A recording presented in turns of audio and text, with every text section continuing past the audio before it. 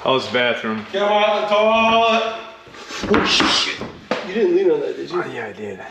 Don't. I said don't even look at it. I pulled it. I caught it though. I caught it. Good job. I got it. You can let go. You can let go. Good job. I got it on video. All right, I got you. Mine record. You're on record. You got everything going. Yep. Welcome to Watts DIY, everybody. Well, this is do it yourself. I'm not a professional carpenter. Get that shit out. We're reading interior doors today. So, Watts DIY. Today we're going to be installing some interior doors. Now, generally your RO or your rough opening, the height of your door should be around 81 and a half, somewhere in there. The rough opening on this is 80 and a half. So we're a little bit short there. And we're running 35 and a half, which is very strong because the door going in here is at 32 and the RO requires about 34. So tons of room there. So we're just gonna shim that out. Shim will cover up the shims. No big deal there. Just double checking this door, 32 by 80. So we're gonna show you how to shorten up the door so it will fit. Okay, so like I said before, our rough opening is 80 and a half inches. This is a pre-hung gel-win interior shaker door. It's measuring 81 3/4. It's a bit tall. So what we can do is we got solid core doors.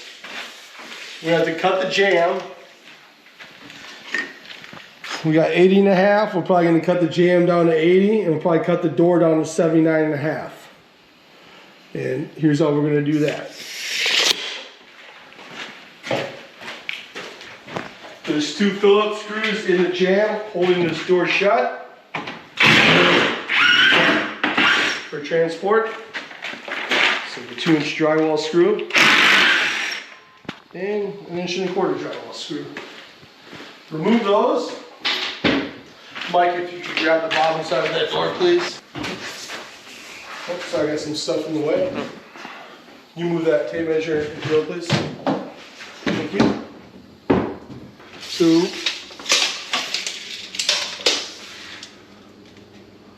So we're almost 80 3/4 there.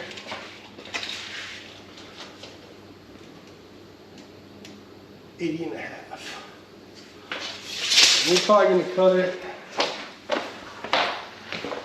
Won't fit good, so we'll probably do an 80 3/8.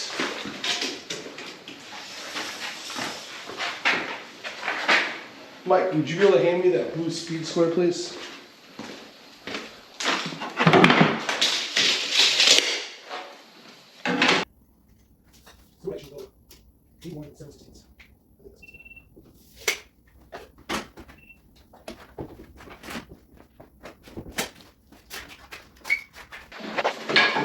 Remember, always wear safety glasses, ear protection.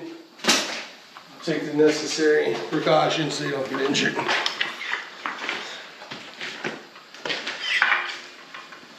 Never adjust the blade while it's plugged in. Just dry. Set the blade depth just a little bit deeper than the thickness of the jamb. Actually, I forgot about the stop. We're going to go ahead and adjust it just a little bit deeper.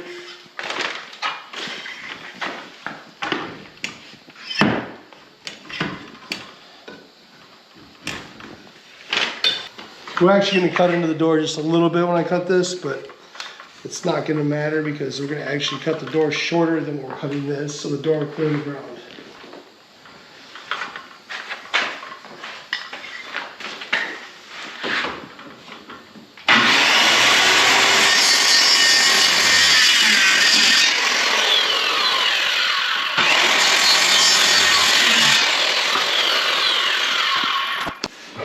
So what you're going to want to do is take some blue masking tape.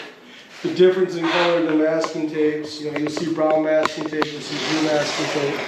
The blue masking tape is for painted surfaces and more delicate surfaces. The adhesion is I guess not as intense as the brown.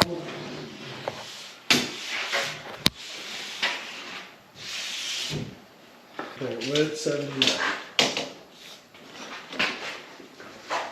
And whenever you're measuring, you want to make sure your tape measure maintains the same distance here as it does down there, because if you measure like this or like this, you're not going to have an accurate measurement. So looking at 79.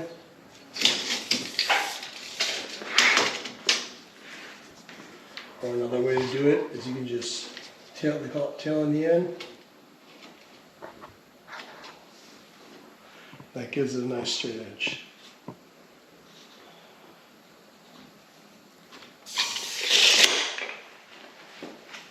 Take your straight edge, your level, whatever you have available, and you connect the dots.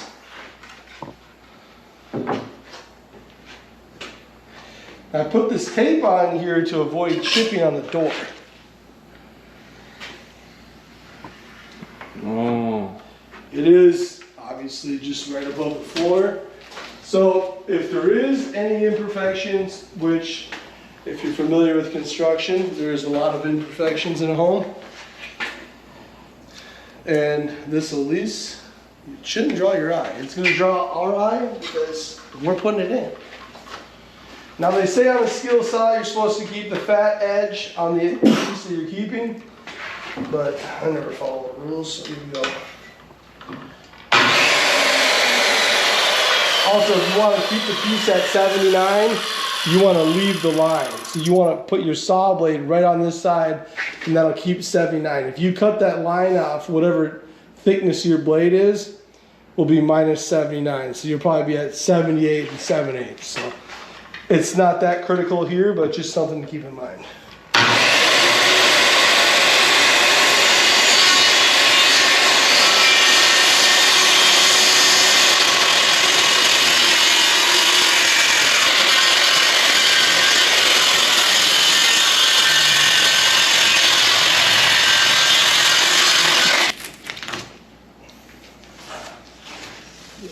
About as clean of a cut as you're going to get with a skill saw. But a little bit of a mess. Not a lot of chipping though. No, it's going to be right next to the floor, so you're not going to see that.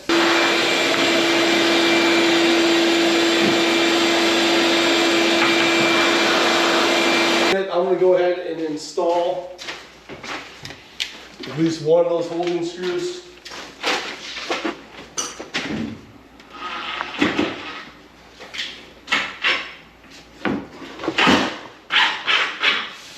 One screw should be plenty. There's only places to get doors, and there's definitely worse places to get doors, but that's where we went for them. And anyways, they don't have a 34. And there's my bit and the screw. Come on, baby. Just close this gap here. Look that way down. Wood's never straight. The longer you have it, the more it dries out, the more it takes its own shape. More than enough screws for this door, but we're going to put one more in.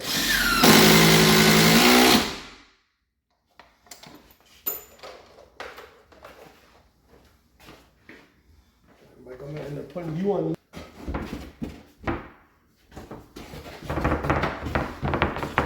Gonna hold the door so it does not fall. Alright. Come in.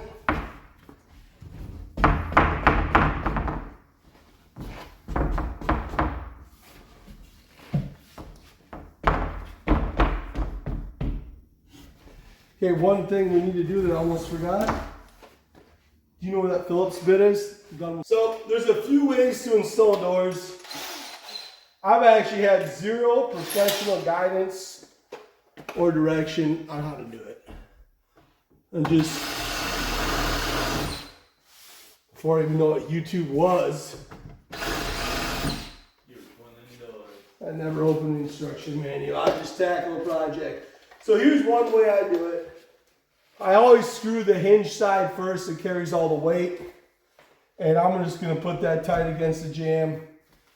And I'm gonna use a screw. I've used a nail gun in the past, and we're gonna install the next door with a nail gun. We're gonna see which one works better. I use a 3/8 bit.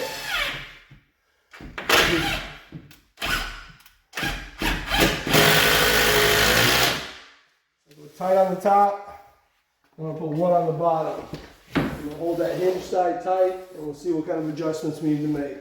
Again, take a 3/8 bit. Just get past that prime surface so that when you come.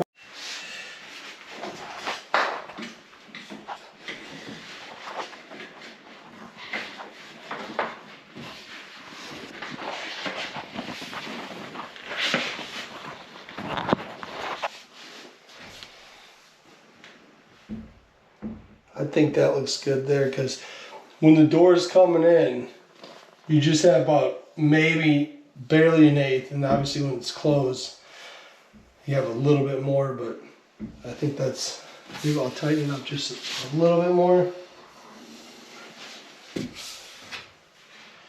You don't want the corner of the door to hit that jamb on the way into the stop.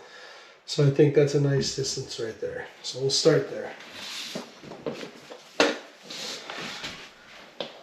So you do the top and then you do the bottom first.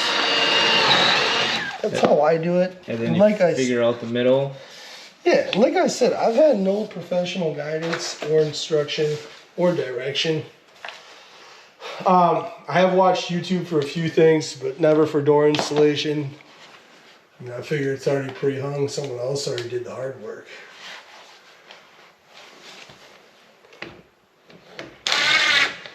And just as a general rule of thumb with construction, however long you think the project's going to take, just double it. Mike, could you grab me that white board there, please? I don't have a level handy, so my brother Mike, the bartender mechanic, just handed me this. And I'm just going to use this to tail this to bring that to the same level.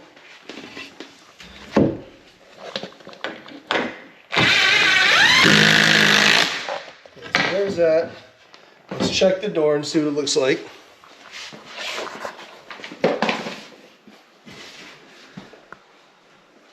Guess I actually want to bring that out a little bit more.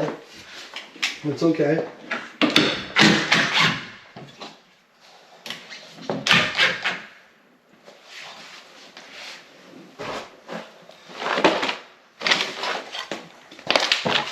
So you're bringing out the frame a little more.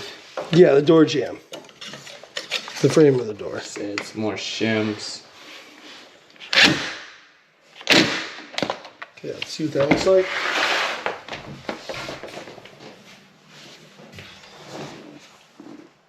That's exactly what I want. Right there. Okay. Now, I'm going to go up to where the striking plate and the door handle is going to go. Same thing. Now that it's fastened and you don't have to hold the door jamb, I'm not going to say it's easy, but I'd say it's less challenging. And you don't want to get this too tight either, because once you put the striking plate here and the door handle hits, have you ever had one of those doors where you have to turn the handle to pull it closed? It's because it's too tight. So everything needs a little bit of room to breathe. So I think, in my experience, I think that's a really good gap. Because as the corner comes out, you're barely even clear there. So maybe even just a little bit right there. I think that's a good distance. Again, 3/8 drill. Just so you can bury the screw and hide it later.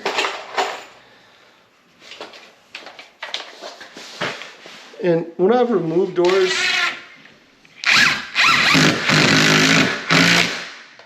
I'm going to shut the door and check it. I found the majority of them are installed with a nail gun, either 14, 15, or 16 gauge. I do have a 15 gauge angle nail gun that I'm going to use on the next door and see if it's easier.